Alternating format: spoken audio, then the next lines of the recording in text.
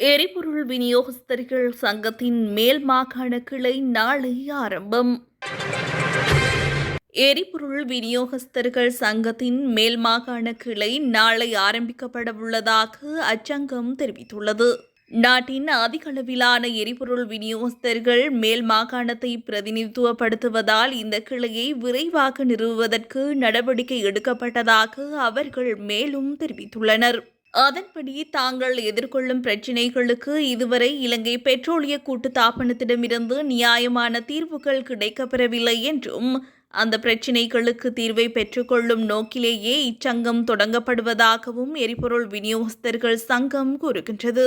மேலும் குருநாகல் மற்றும் யாழ்ப்பாணம் ஆகிய மாவட்டங்களை தவிர ஏனைய அனைத்து மாவட்டங்களிலும் ஏற்கனவே இச்சங்கத்தின் பிராந்திய கிளைகள் நிறுவப்பட்டுள்ளன.